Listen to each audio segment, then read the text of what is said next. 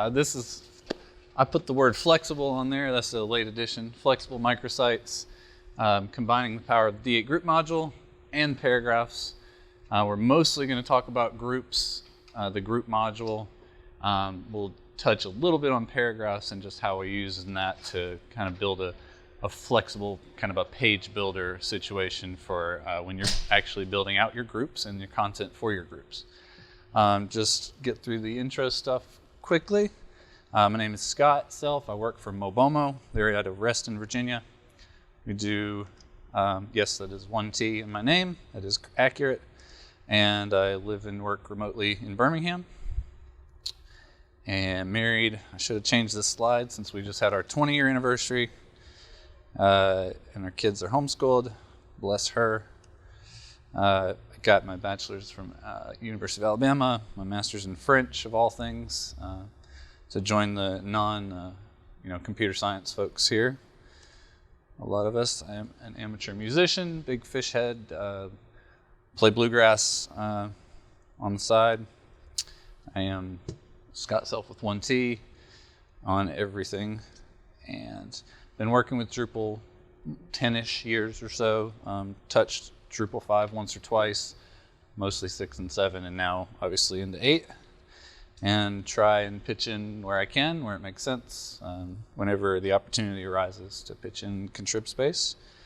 Mobomo, again, is the company I work for. They're out of Reston. Digital agency, creates elegant solutions to solve complex problems for our amazing clients. Some of those clients being NASA, USGS, and the Gov space. We did a mobile app for the Navy, a bunch of other commercial things as well. So a quick agenda where we're going to go. We're going to go a quick talk, just what you might conceptually think of as a microsite. Talk about just basic concepts for the group module. Do a nice long demo. Hopefully everything works fine. And we'll go back over what we saw in the demo, as well as talk briefly about some issues you might expect to encounter using the group module in various places, and then just a quick list of links and resources. So what is a microsite? Is this just like a buzzword that everybody uses, or is it actually like a useful concept? What does a microsite need?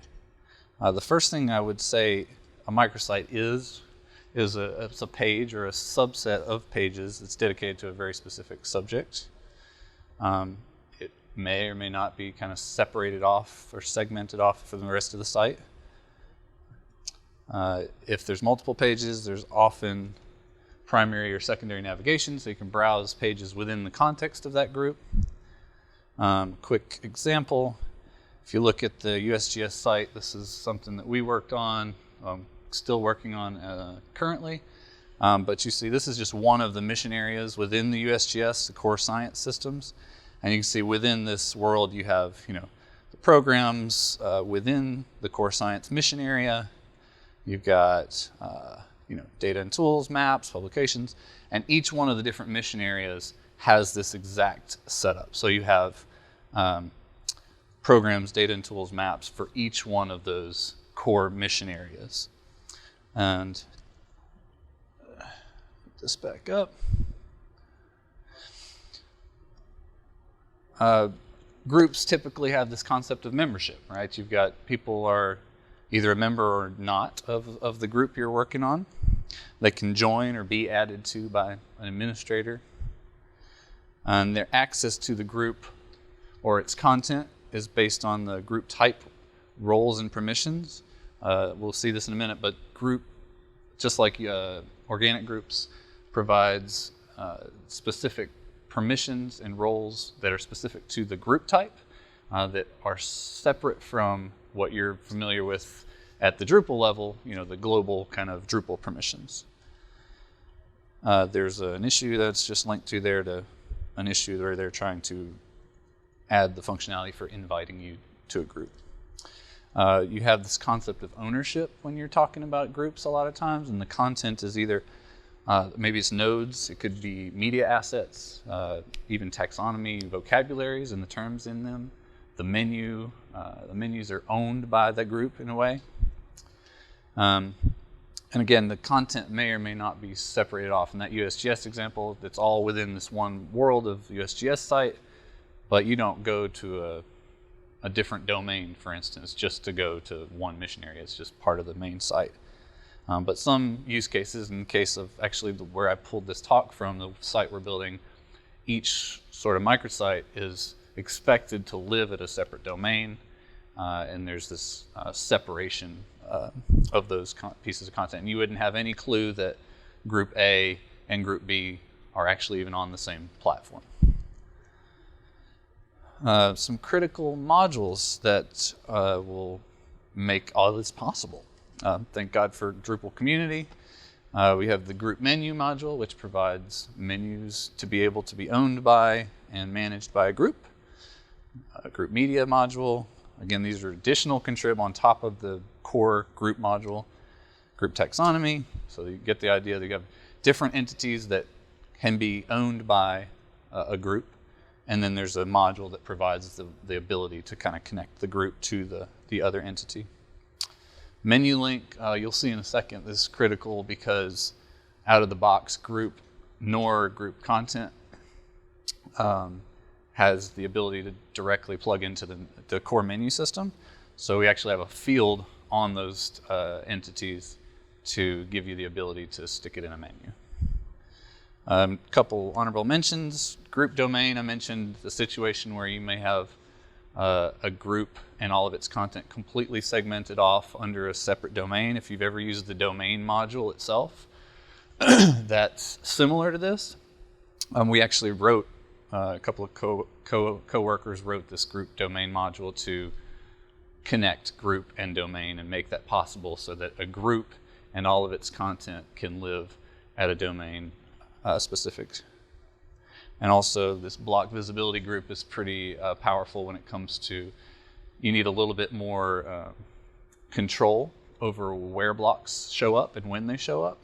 That the kind of the core rules that are available to you in the normal block system, the core block system, this kind of gives you an extra layer. And then when it comes to the group and its content itself, you're most likely going to want some sort of template or and/or customization. I put that specifically as and/or because you may want, depending on your use case, you may want to set it up where every instance of this particular group type looks a certain way. That USGS example is a good one where every one of those groups you look at, they've got a hero banner, that side navigation, they've got those top 3 blocks, they've got certain sections that are predefined and every page looks the same. But you may also want to allow customization. So this is a list of kind of the options in my mind, starting with the least flexible and going to, in my mind, the most flexible. Totally up for debate. Fields, your standard, add fields to the group. They show up in the order that they're in the manage display. Nothing fancy there, right? Start using Layout Builder. When you get into the Layout Builder, you have the ability to say, all right, we have these 20 fields, and rather than showing them top to bottom, we're going to put them on the page in this certain layout, and they're going to show up exactly in that place, no matter what. Then you can kind of get into a little more customization with custom block types with the Layout Builder. So you can do that in addition to the fields that are already laid out in certain positions. You can say, all right, we've got a block type that defines a certain set of fields and a certain widget, if you will. And I can create one of those, stick it in my layout, and put it wherever I want on that page as well. In addition to the fields that are already there, and I can move those around or whatever. Then you can also go with this approach with this paragraphs everywhere, which is like, I'm going to use paragraphs. Who's familiar with paragraphs in the room? Because that's pretty important. I'm sort of skipping over the paragraph basics. I am completely skipping over that. We're not going to talk about that. So if you don't know paragraphs, paragraphs is basically a collection of fields that you expect to render in a certain way. So I may have a hero banner, which has like a background image, and then like the card content, so you have a title and a call to action that shows up on top of that background image. And that all constitutes one paragraph of a hero banner, right? So that's a way of kind of grouping fields on a single entity. You can nest these, and you'll see some of that in a second. Nesting is really powerful. You can have, a paragraph within a paragraph within a paragraph. You can theme them individually, which is super handy. You can use view modes in combination with this, and you can get really fancy really quickly depending on the needs of your customer and your site. In the case we're going to show in the demo here, we have like a section. And so each section is either one column or two columns or three columns or four columns. That's as far as I take it here. And in those columns, you can drop in blocks, and each block is defined as a certain paragraph type, and each paragraph looks a certain way. And you can get really specific about how they're themed in a one-column situation versus a two-column situation, because you have all these classes. As you get nested deeper and deeper, you can get really specific in your CSS. And another thing we're using in this demo is within those sections. So say I have a two-column. A two-column section could just be 50-50, right? It could be 25-75. I'm trying to visually do this, but you get the idea. So you could say, based on a selection that the user makes for a two-column section, it's rendered in a certain way. And this is really more easily accomplished when you have a good front-end theme, like a Zerb Foundation or Bootstrap, obviously. Anything that lets you have a grid situation based on a selection. So you can just apply, if somebody chooses 25-75, you put 3-column, 9-column, or vice versa, depending on what they chose, right? Or you can combine any of these approaches, right? So you could have 2 or 3 fields at the top that just sit in the order as expected, and then below them there's some layout builder stuff, and then you've got this sections thing, which you'll see in a second, the way we've implemented this for this project and this demo, and combined the two. I've only combined 2 of these pieces, but you'll get the idea as we go through the demo. I'm going to really quickly run through just basic concepts of the group module. So group module obviously provides a group entity. It's just like a node, but it's not a node, it's a group. And it also gives you a second entity, which is called group content. The naming's a little confusing at first, but you get used to it pretty quickly and just understand that basically it's a relationship entity. So I'm taking, here's a group, here's some other entity, and here's the thing in between. And we'll see that in a second even more clearly. An example is the membership entity, which relates users to the group.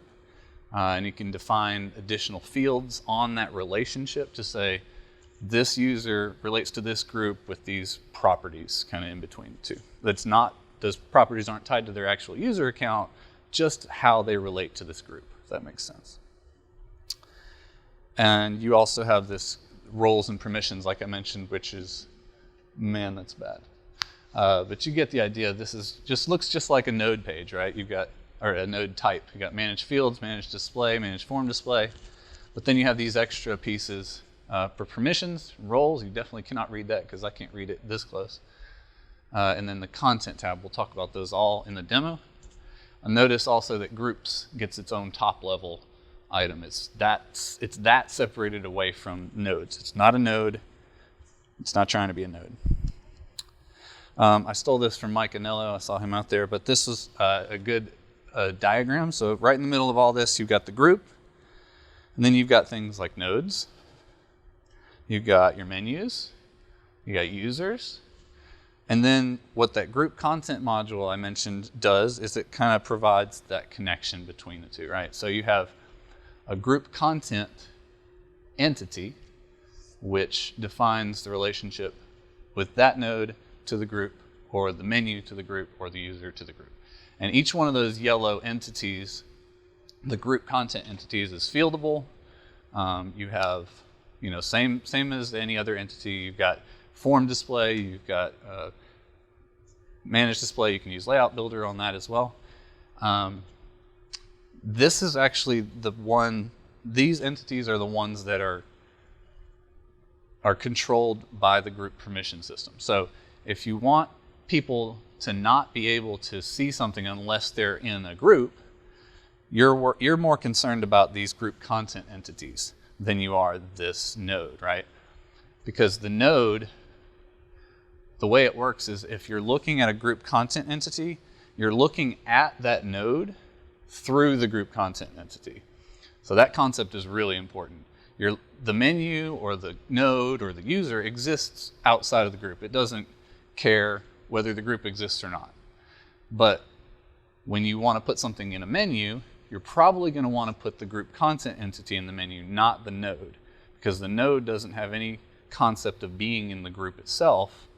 It's the group content entity that's managed by the permissions. There's a little bit of confusion even now for me, and I've used the group module a lot, on how the permissions work, because there are separate permissions in the group roles and permissions that gives you separate permissions for viewing the nodes and for viewing the group content, but I still haven't figured out how that permission works, because it doesn't actually do anything unless you have the global one anyways. So a little fuzzy on that, but we can look at it together later if you want. Okay, so demo. Switch to the demo. So really quickly, I've already set up an existing group type, but I'm going to go through the process of adding a new one just so you can see what those fields look like, and then we'll look at the department example, which is what I've used for the full demo. So when you're adding a new group type, you've got lots of options. Obviously, you give your group type a name, like I don't know. Let's say you've got a site that's, steal Mike's example from his thing that I used, is like library. You've got a library with different branches. So you might have a group type called branch, and each branch has members. Each branch has maybe pages that show up on their libraries on that branch's location site. You can obviously give it a description that's on the group add page when you're creating a new library branch. You can change the name of the title. Then when it gets interesting is these checkboxes. So the first one says the group creator automatically becomes a member. It's exactly what it sounds like. When I create a group, do I automatically get membership in that group? You may or may not want that. I think in most cases it makes sense to leave this checked, but you may not want your group creators to get membership for whatever reason. Group creator must complete the membership. So this goes back to the group content entity we talked about real briefly. Is there a need for them to pass through an extra step of completing their membership, which means, basically it means if I have additional fields on that membership entity that I need to know what is this user's relationship to this group. So in the library example would be like, what's their position at the library, right? The user entity itself doesn't need that information, right? But the relationship does. They may need to show that they're the head librarian or they're some research person or whatever. So you uncheck this if you don't have any extra fields. So if you uncheck this, this leaves you where you create your membership. You create a new group, it just creates the group, rather than having an extra step after you create the group to say, all right, now I need to define additional parameters for how I relate to the group as the creator. And it says it very clearly. You can't read it. Maybe you can or can't, but it says if you do have fields on the membership and don't use the wizard, you may have required fields not being filled out. So if you have required fields on the membership entity, you definitely want to keep this checked. The next one, automatically configure an administrative role. It's exactly what it sounds like. If I check that off, there's automatically going to be an admin role created for this group type. And then the additional one that shows up when you check that is automatically assign that role to the creator. So in addition to whether they become a member, do you also give them a role, a specific role, which is the admin role? And then you can kind of define permissions, because as the creator of the group, you basically have wide open permissions for that group and its content, but you may want to further define what an admin can and can't do which may be less than the group creator gets. You can get really specific there. This checkbox is actually only provided because we have a patch applied here. Groups and group content are not revisionable out of the box. You'll find, I'll show you later, there's some links to issues that are in the works. They should make it into probably the first official release. We're still in release candidates for this module. So, okay, that is creating a group type. I'll just show you quickly this one that we've already created. This one is set up to just say, it's a department. So say we're building out a site for a school or a university, or even just a company for that matter. You have an accounting department, HR, whatever. All these are all set up. Once you've already created it, then you have what role does the group creator get as a different field there. And you see that. And I changed the label here to department name, which makes sense when you're creating a new department rather than just title, right?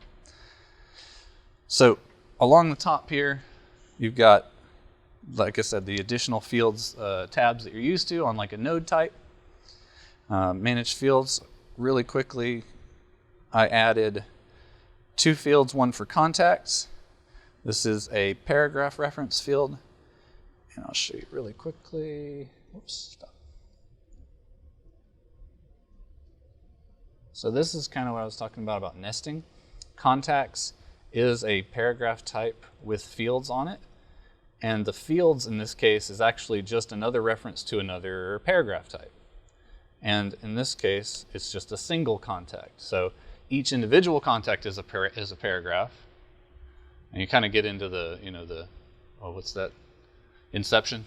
The kind of inception mentality. You got to kind of step back a little bit and think about how does this work, right? So, but each individual contact has, an email, name, phone, title. And then when you're creating one, you still manage the form display separately, and you also manage the display separately. Again, you can use Layout Builder even just for this, one entity. I could get into that, but we're not. In this case, I've got, I want it to show up with the name as an H3 heading. This is actually a contrib module that gives me that. Plain text title, a linkable email, and a clickable telephone number, right? And each one of those will show up that way. If I add multiple contacts to that contacts widget or contacts field, each one of those will show up in that way. Description is just a description of the department. Layout Builder comes because I enabled Layout Builder. We'll see that in a minute. And then I have this sections, and this is what I was talking about with different types of sections. So if I go back here to my paragraph types, I have 1, 2, 3, and 4. And we got a little bit fancier with this on the actual project we're using this on. But just to kind of show you right now, this one, the 1 column, it just has field column 1. 2 columns has column 1 and column 2. But it also, in this case, has a sizing field.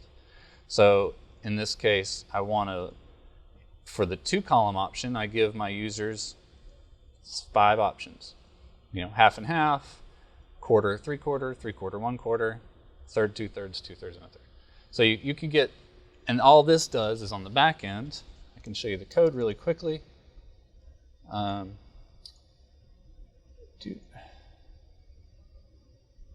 the templates for our paragraphs, in the pre-process, I'm pre-processing these paragraphs. I'm going to take, which one did they select, and then I determine which classes do I want to use based on their selection. And that's what gets applied to the template, right? So then in the template, I just have one template, and it sticks, column 1 class and column 2 class in there. And so this is taking advantage of, again, the grid system within, in my case, Zurb Foundation is the base framework. So we can do that and get pretty fancy. We even took it a little further on the actual site that we're using this on, which gives the user the ability when they add 1 columns, any of the sections actually, they can be restricted, they can be full screen width, and they can also be restricted with a full width background. So you can get pretty fancy with this. And it's actually not as hard as it sounds, especially when you have a good framework under the hood. Moving on, You got all these fields, okay? The form display. You've got obviously the department name, the description, the contacts. One thing I love about paragraphs is this experimental widget. If you haven't played with this yet, you should. It gives you the ability to do lots of cool things, including just simply changing the title of these. Instead of just saying add paragraph, it'll be much clearer to the user. You can change what mode they show up in when you hit the edit form. Are they closed? Are they closed, show nested? Are they open by default? You can determine when they're closed, what does it look like? You can actually choose to use a preview mode, which gives you tons of flexibility, and like preview is actually a view mode for the paragraph. So if I want to, when I'm looking at when I hit edit on my department, I should be able to see, sort of a rendering of kind of what it's going to look like if I do that right. I did not go through all that trouble on this, but you can. Auto collapse lets you, if I click edit on one of the, where am I? If I click edit on one of the contacts, it just automatically collapses any of the other ones that are open, which is pretty nice. Keeps it clean. Add mode is buttons. In this case, I just wanted a button. But for my sections, I really wanted a modal. So I got a modal form there. So I get a nice little modal that says, what kind of section do you want to add? A 1, 2, 3, or 4 column section. Those are all the different types of paragraphs I've enabled for that field.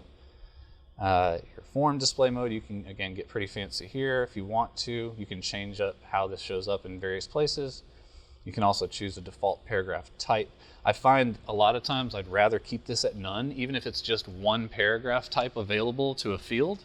I think it's cleaner, because otherwise if you put a default paragraph type in there, it automatically shows up with the form for that type right away. So if you want to keep the form kind of clean and make somebody click a button to add add contacts, that you'll see in a second how much cleaner that is. And then it's got these extra features where you can duplicate, in this case, a whole section. You can collapse in it at all or add above, which is nice for you don't have to add it and then rearrange it, which is a small little thing, but it's nice. All right, keep moving here. Manage display. I've got turned on manage layout. So I've enabled the layout builder. Again, we're not going to get too deep into this, but when you enable layout builder, you also have this option to allow each group to customize the layout.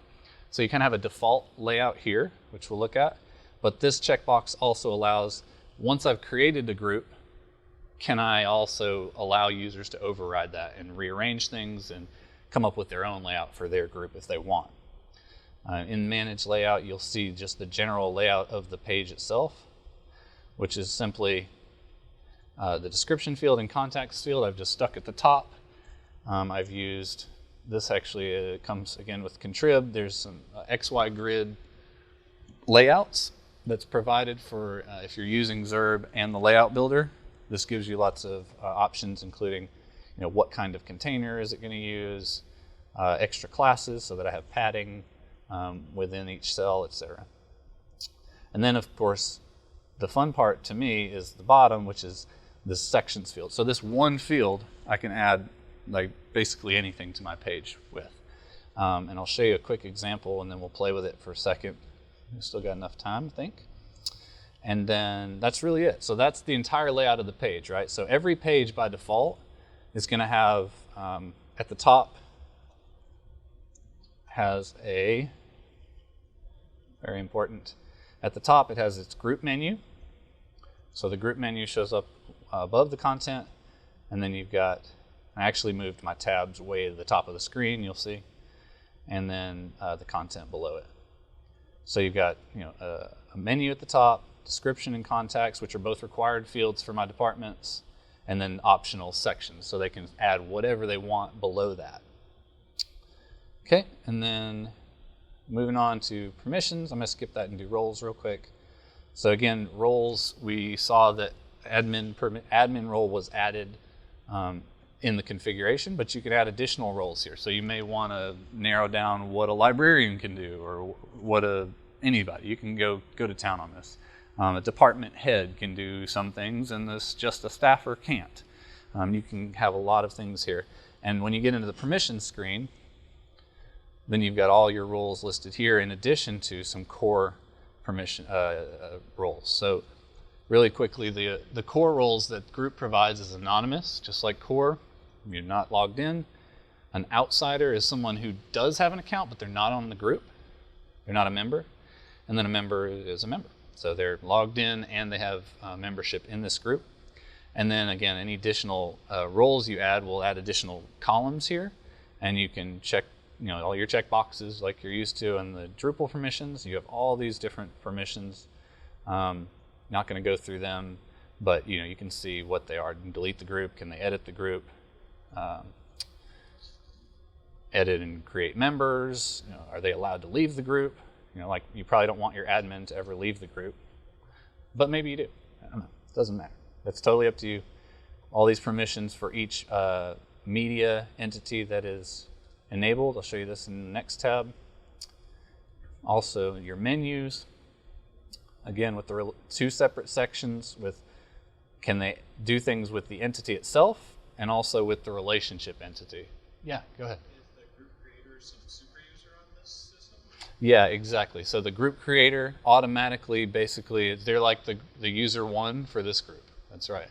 Exactly. So if you create the group, you're automatically given every permission, basically. And I think it says that somewhere up here.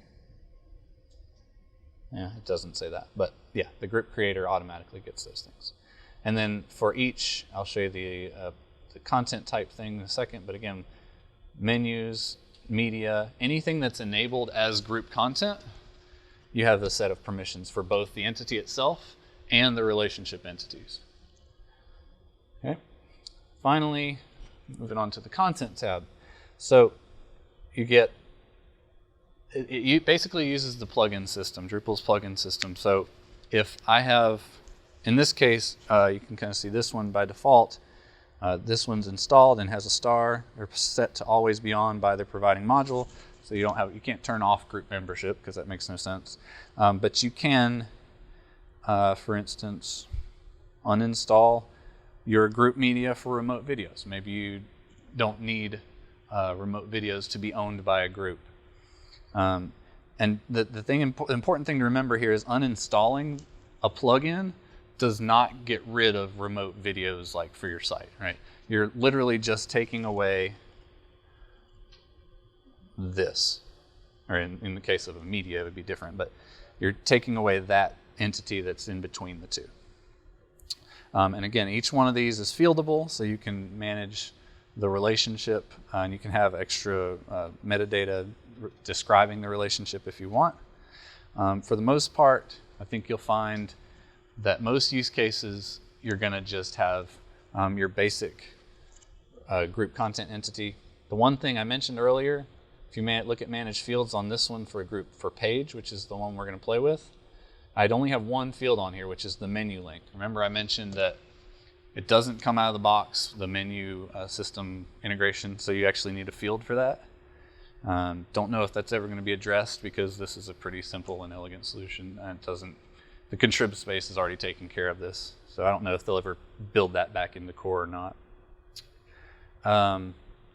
But what it does mean is that I have this field that's really important on my page group content entity, right? So if I want this page to be visible in my group menu, I have to have this field on my group content entity. And I've got to enable that two-step wizard that we mentioned earlier, where you have to be able to, when I create the node, I'm going to create my page, build my content, and then I'm going to hit save, and it's going to take me to another step where the only thing I'm going to do here is decide whether or not it shows up in the menu. Does that make sense? It takes some getting used to because, and even just conceptually, the concept of having a group content entity that's separate from the node, it takes a little while to kind of really get a feel for it. Not a lot more to say about this screen, but any questions really quickly, high level? All right, because I want to move into just showing you some pages that are built from this. So if I go to my groups tab here, the main groups link, I've got a single department that's already been built, and it's just called test. And I literally just filled out as minimal amount of information as possible. And I will show you in the back end here. So I've got my group menu.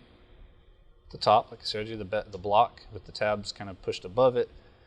Just kind of get them out of the way. It doesn't break up the flow of what the front end visitor is not going to see these tabs. So it kind of helps me visualize what the user is going to see from top to bottom. You've got the page title, and you've got the description, those contacts. I've got sections. I'll show you in the back end in 1 second, but this is just a single hero banner in a 1-column section. And then I've got, I think this is a 50-50 with a heading, some WYSIWYG text, and a CTA, and call to action. And then on the right side, I've just got an image. And let's just look at that in the back end real quick. So this is the group. Like this could be human resources, this could be accounting, it doesn't really matter. Just conceptually is all we want to focus on here. So I'm building a page for my test. I'm building a group for my test department. You see my department name is test, my description, my contacts. Notice again that these are collapsed by default, which is only because of the experimental widget. When I edit, even the children are collapsed because of the way it's set up.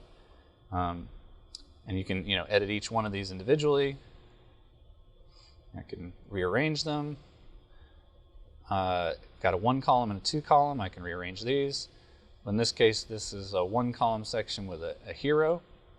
And so in the 1-column section, I can add additional blocks. I can add any of these types of things that I've built out as paragraph types. Some of these are as simple as they sound, like it's literally just an image or literally just a video.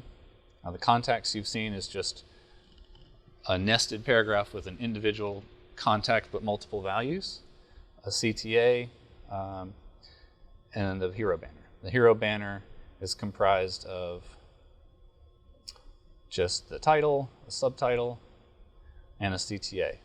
And you can actually change the position of the card, left, right, and center, and I can align the text left or center within the card. And all these drop downs are just using, in fact, I can just show you in the source code, these are just using left, right, and center, and then what happens is they get applied in the template as, a lot of these frameworks have helper classes, right? So it'll be like text left or text center or things like that. So it's just text dash, what did the user choose? Very simple. It's so much easier than it sounds. It's not that complicated. Same thing with the position. So this is just using like Flexbox styles, classes, helper classes, and I can add a background image too. I'll just drop one of those in just to see something change. I got one down here. Hopefully that works. Okay, good. Save and insert. And then again on the second chunk, I've got these set up as a 50-50. And what I can just show you real quick is just what happens if I change this. So my left side was a bit bigger and all I had was the image on the right, so I'm going to switch it to 75-25. That's the only changes I'm going to make.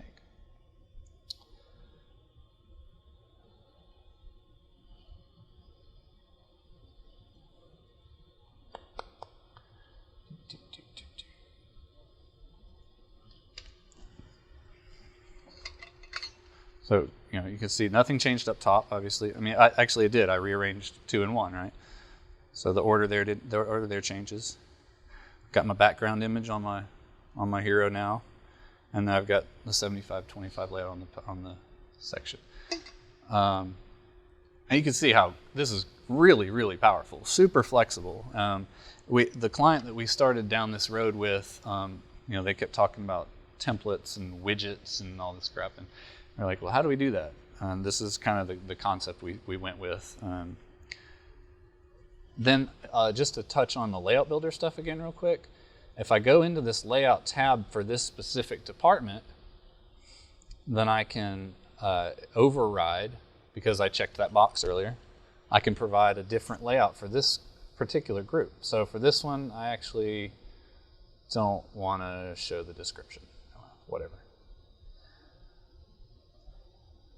In this case, I probably would want to change the layout of the section completely rather than leaving a big blank space here, but just for the sake of demonstration. And notice they added this nice little reminder recently in Core. You're editing the layout for this department, edit, it's just reminding you, hey, you're overriding for this specific group. Is that what you meant to do, or are you actually trying to change the general layout of all departments? In this case, we want to save our changes. We don't want to discard them. We don't want to revert. We're going to save our changes.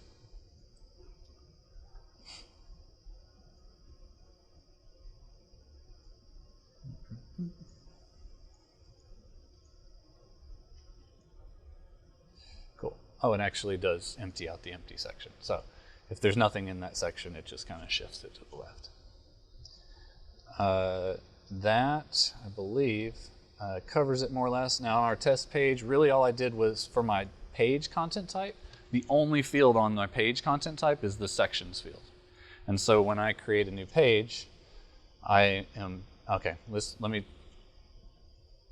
so here's one of the things that'll confuse you. This takes a little while to get used to. When I hit edit, I'm on a group content entity. Remember that this is the relationship entity, not the node itself. So when I edit this, I actually don't get any of this stuff. All I get is that menu link field and the URL field, which comes by default. So in order to edit content, I actually have to, in this case, I can use contextual links because it's set up that way. What we had to do, because our users don't have contextual links on the site we built using this actual concept, we actually created an extra link in the menu here. One says edit content, one says edit menu link. Not ideal, but it works. So rather than clicking here to actually edit the node, there's a link up here in the main menu. Something to consider, which is a bit of a drawback with that separation, that extra layer of whatever you want to call it, that separation. But again, it's not the end of the world. It still does, at least have this, redirect when you do the contextual links. So it's going to take you back to your group content node. But again, this whole page is nothing but one field. It's just the sections field. And if I want to add a new section, I just get this nice little modal. I want to add a 3-column section, and I can add blocks to each one of those sections, one at a time. And I can, within each column, rearrange them, add, whatever. Okay. Yes? Yeah, just a quick question Yeah. about that. Could you embed the node in the group content with like a inline entity form kind of thing? So you really only have one? So you basically, that's exactly what's really happening here, right? I'm looking at the group content entity. And this is exactly that. This is the node itself embedded here. So if I were to add stuff to the node type, fields, whatever, however that node would be rendered gets rendered here, just like that. And I can add extra fields to that group content entity, which I may or may not render on the page around the node or beside the node or whatever. But that is exactly what's happening, really. The problem is just with the edit, scenario. It is a little off-putting, I'd say. Is it like an entity relationship kind of thing that you could just use an inline entity form to edit the node at the same time you're editing? Yeah, I see what you're saying. I don't know if you could do it that way. Let's take a quick look. So, group type. So when I'm editing, not that, sorry. I want to go to my content. And we're talking about with the page, we're talking about manage form display for the group content entity, right? Yeah. And so what you have now is this autocomplete widget. If I do inline entity form, let's just do this one and see what happens. I've actually never tried this, so we're going to find out together. All right, so there's that. We'll wait for that. Yeah, I actually think it's required for paragraphs. And no. So it doesn't seem to care that I changed that. So I guess that answers that. I don't know what the reasoning is, or if there's probably, I totally agree with you. I think that would be a much easier way to handle that if you could do both at the same time. But at the moment, it's not possible. To shed a little bit more light on that, Yes, please. Very big site with this group as well, and we encountered similar problems. And one of the problems that we wanted to solve is, for example, being able to change the group ownership of a node on the node edit. Sure. And we discovered that you absolutely can do it with custom code, but there is not currently a contrib solution. I have that. Hold on. Drupal, I actually know this one. There is currently, and I only know this because one of our developers in Buenos Aires is doing this, add a field to view and edit contents groups. So there is a field available. In fact, I can show you here. If I go to manage fields, you will not see it here. But if I go to manage form display, it's one of those kind of magic fields that if I want to, I can drag this guy up here, save it. Is this coming from custom code that y'all have? It is, but it's trying, we're really trying, I mean, it's been pushing. So this is Christian. Actually, this happened today. So he's the main maintainer of Group. We've been, a lot of us have been working, I say a lot of us, a bunch of our Buenos Aires team has been pushing this issue specifically. It looks like he's at least interested in seeing this go in, so that's a good sign. I know he's been busy. But the way it works now is, let's see, sorry, I don't want to edit that. I want to edit the node itself. So when I edit the node itself, I can assign the group that it's in, or I can add a new, well, there's only one. So that's not even right anyways. See, there's issues. It's not fully baked out. But that's the idea, is that it actually works really well with, let me go back home. It works really well with users and user memberships. That's kind of the use case I guess we've more fleshed out the most, and that's why it works better with this. Because if you watch, when I add a new member to this group, I have that field. I should have that field. If I don't, I'm going to fix that. Where am I? This one.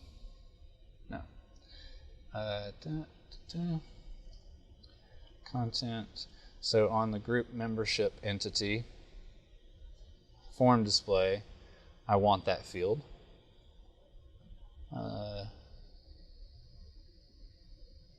Am I in the right place?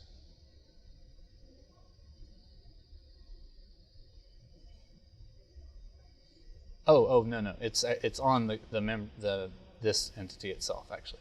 So on the user entity, the actual user entity, we want the Groups Selector. And I think, oh, I know why.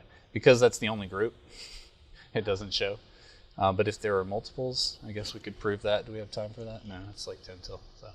But that conceptually, that's exactly how that field works. Is you type in the name of the group, and when you click Add to Group, it gives you that second set of what are the roles in this group type that I could add, the group roles that I could be adding to this user to further define that relationship. So, but yeah, that issue is a good one to follow for that very specific problem, because we're really hoping this one makes it in. And we'll see what he has to say. I'm gonna have, as soon as we get done, I'm gonna send this to our developer and let him know that he responded finally, because he's been really busy trying to make this happen. Any other questions?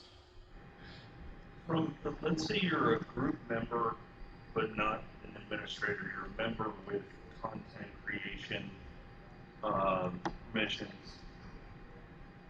Okay. When you log in, are you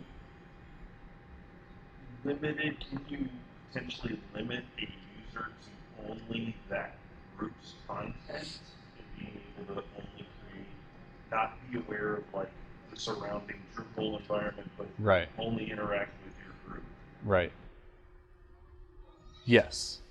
When you log in as a member, if you go to that, say that departments page, and you've got a link for create content, it should be contextually aware and know, hey, you're only a member in these 2 or 3 groups. And so when I create my node, that next step would be which groups do you add this content to? And then it should let you choose from those groups that you're a part of. Yeah, something like that. But yeah, there is definitely, it's definitely baked in there somewhere. I didn't really answer that question well. I want to just fly through this last slide or two. I had a recap here, but we don't really have time for that. Here's the configuration. You got to enable the modules. You got to add a group. When you try to add a group and there's no types, you got to create a type. The fields that we talked about, you have the different settings as you're creating new groups. When you change these combinations, that changes what the button says when you create a new one. So it's like create a department and become a member, or create a department and complete your membership, which means there's another step between you and becoming a member. And then if there's no membership or no membership automatic, then it just says create the department. You got this whole plugin system for each different content type, and you do have to enable or install the plugin for a certain content type to be available as group content. Uninstalling does not actually delete things, it just gets rid of that relationship entity. So you're not getting rid of nodes or users or menus, you're just getting rid of that relationship. This is just a little snippet to show how easy it is to create an enabler, a content enabler for other entity types. Most of them have already been covered in contrib space. It's not terribly useful, but permissions and roles, you've got lots of options here. Skipping all this. Let me actually go back one. There is a view and view unpublished, so there's a patch that you need for dealing with unpublished. There's lots of issues when it comes to like content moderation and moderating groups and things like that we've been dealing with, again, with trying to get some patches in, and they're functional. We've been using them for a while. We've been doing workflows on groups and group content for a while and having success with these patches, so hopefully those will get in. You've got, what's that? I think we might have a couple of your patches. Most likely, yeah. I mean, there's a couple of them that are completely, you can't do revisions without some of these things. Just having menus alone required a patch because menus are identified as with strings instead of ID numbers. So there was a whole patch that had to be created just to allow things that are identified by strings rather than integers to even make that possible for groups to have group content entities. This is just kind of showing, the overall approach to the columns and the widgets and all the settings and stuff, and how powerful that nesting stuff can be. One thing I didn't talk about was when you're defining these, when I'm talking about these column types, what I can, when you're defining the fields on each one of these, in case of one column, it makes a lot more sense, because in one column we want things like hero banners, or we want maybe there's a couple other things I can't think of off the top of my head, but hero banners is a great example. You wouldn't want a hero banner in a 2-column setup. It doesn't make any sense. So I can tell each column in each section type, however many columns there is in that section, I can say, we only allow these widgets in column 1, or we only allow these widgets in column 2. So you can get pretty in-depth there. Then, nesting, contacts, the bulleted list thing, that's another nested situation. This is just a recap of what you saw. And so a really quick overview of what you may run into, some of the things you've already brought up. That we've talked about the group content versus the node and the two-step wizard, the confusion around that. Just be aware of that, and you'll get it eventually. It just takes a minute to kind of get used to. Just the fact that you need this menu link module is kind of throw you off at first when you first get started with group, because you're like, where's my menu option? Because you're so used to that with nodes, The allowed menus, how in this menu link module you have to define which menus are allowed. So when you create a new group, it gets a new menu. Well, that menu is not available in the allowed menus for the menu link field yet. So you have this confusion, and then it even gets worse when you get into config management, because the field has a certain allowed values for what menus are allowed, and then it can get pretty hairy, just throwing that out there. There's a lot more detail in the following slides, which I'm not going to go into, but you can see them when I post them in a little bit. When you're browsing media, there's no group context. So if you have media owned by groups, there's no baked-in way to say, I only want to see the media that's for my group, which was something we had to do for this project as well. Question about that. Yeah. Could you just use media browse custom views? You can, but you still have to do. There's not like a query access handler that knows anything about groups. So we had to write another views access handler to say, when I pull up the media browser, only show this user stuff that's in groups that they're a part of. So Is that available? that has not been contributed though. That one we should probably do that. Is that a contextual filter? No, it's literally a custom code that's an access handler alter. So it's altering the views query and saying, before you render the results of the media library, check this other thing first. You could use contextual filters. You might. We did not. I don't think we even tried that. I'm sure somebody who was working on that particular issue did try that. I would imagine they wouldn't have written the custom handler if it was as simple as configuration. That's just my guess. It might be really complicated because the membership is totally separate from media entities. So you're going to have to be comparing and joining on Right. two different sets. Right. And I think that's kind of why we went down the access handler route, because it gets really complicated. Yeah, when you have the relationship between the media, then you have the group content to the group, and then you have to go down to the user and which groups are they in.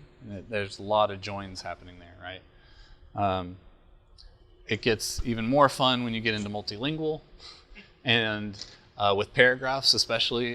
This was a lot of fun. There's lots of patches out there making paragraphs work properly with multilingual and content moderation, and it gets really fun really quick. These are details about each one of those bullet points if you want to read more in depth about those issues. And then there's another slide at the end with just a bunch of links of different resources that I've found over the years. And that is basically it. Any other questions? I know I'm at or over, probably. Yeah, over. I was better than I did at GovCon though. I wasn't even close to done with the demo. So, all right, thank you.